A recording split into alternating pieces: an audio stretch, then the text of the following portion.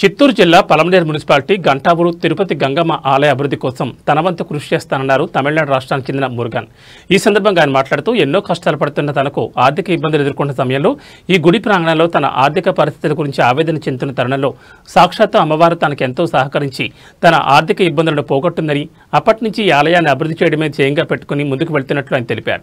ఈ గుడికి సంబంధించి ట్రస్ట్ ఏర్పాటు చేసి అందరినీ ఆశ్చర్యపరిచి అభివృద్ధి చేసి చూపుతున్నట్లు ఆయన అన్నారు.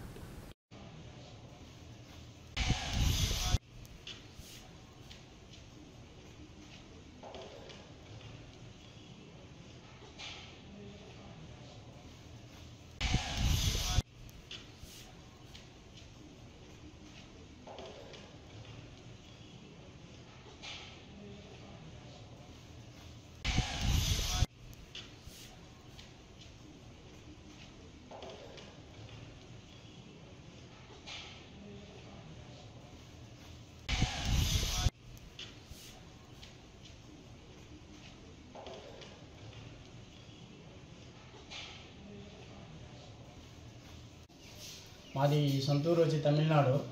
మేము ఇక్కడ వచ్చి నేను దాదాపు 24 ఏళ్ళు అయింది. గంటావూరులో వచ్చినాను, బతుకునే దానికోసం వచ్చినాను. వచ్చేసి అంతా చాలా లాస్ అయ్యి రోడ్డు పాలయ్యి అప్పులో వచ్చి కూర్చోబెట్టి అయినారు. అలాగే మొక్కుని పోయినాను అమ్మనే, ఆయన బాగా పెడితే నేను ఈ గుడి నేనే ఇంప్రూవ్మెంట్ చేస్తానమ్మా అనేసి. నాకు ఇప్పుడు 20 ఏళ్ళ తర్వాత మళ్ళా 20 ఏళ్ళు అయింది నేను అంతా ఇది అయిపోయి. ఈ 20 ఏళ్ళ తర్వాత నేను కొంచెం కుదురుకున్నాను. నేను సంపాదించే దానిలో 10 రూపాయలు అమ్మకు పెడతాను, 10 రూపాయలు నేను తింటాను. నేను ఒకటే అంతా ఇంతేమి చేసుకునేదానికి అయితే కాదు.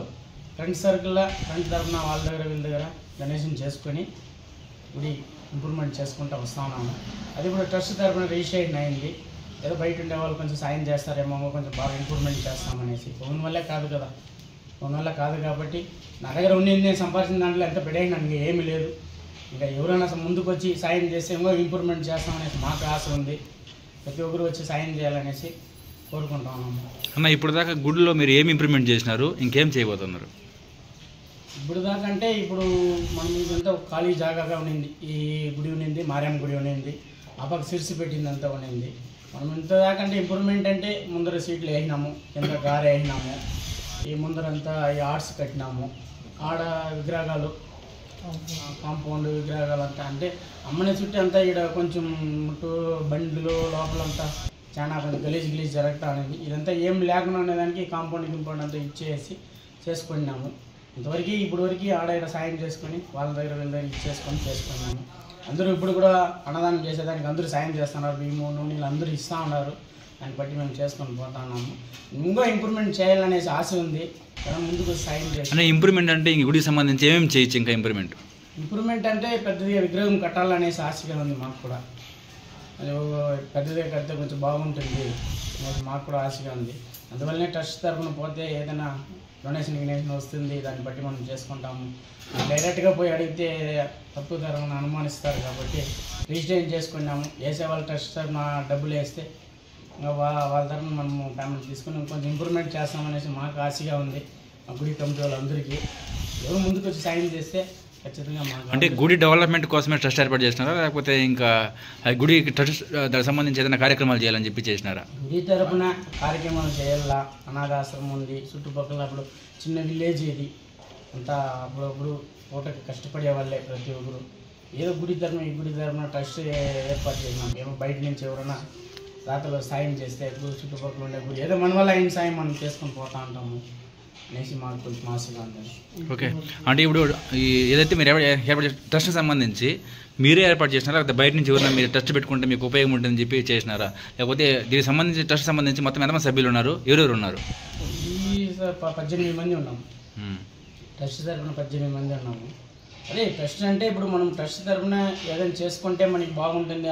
డొనేషన్ ఇచ్చే వాళ్ళు ఇస్తారు కదా, మనం డైరెక్ట్గా పోయి అడిగితే ఈరు చాలా దీంట్లో ఇది జరుగుతుంది కాబట్టి ఎవరు ఈరు. ట్రస్ట్ తరఫున మనకు అడుగుతాము, డైరెక్ట్ వాళ్ళకి అకౌంట్ నెంబర్ ఇచ్చేసి వాళ్ళ అకౌంట్కి వేసేయండి మరి చెప్తాము అనేసి ఉన్నాము. ఓకే, ఎండోమెంట్ నుంచి మీకు సహకారం ఏమి రాలేదా? ఎండోమెంట్ నుంచి అంటే మీరు పోలేదా, లేకపోతే ఇంకా పోలేదు, అంటే ఫ్యూచర్లో పోయే అవకాశం ఏదన్నా ఉందా?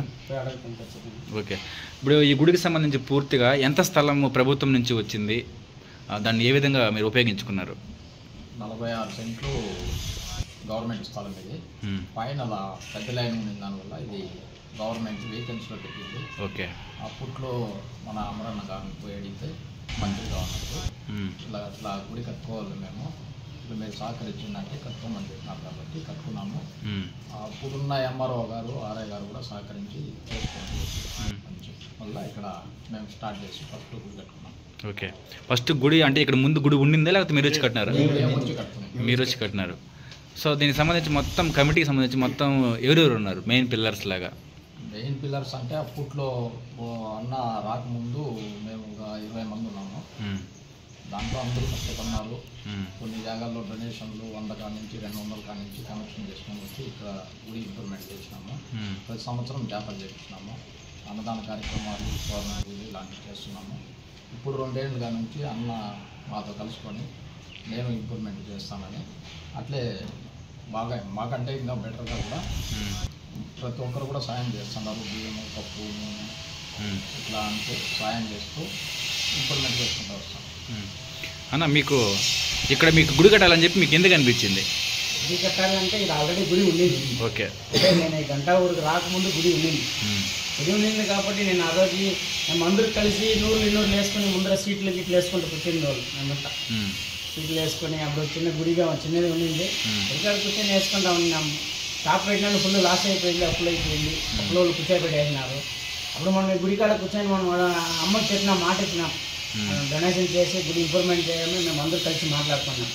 తెలిసిన వాళ్ళు ఉన్నారన్నా పోతాము అందరూ తీసుకొచ్చి మనం గుడిని ఇంప్రూవ్మెంట్ చేస్తాము అనేసి. కానీ నేను చెప్పి 20 ఏళ్ళు అయింది.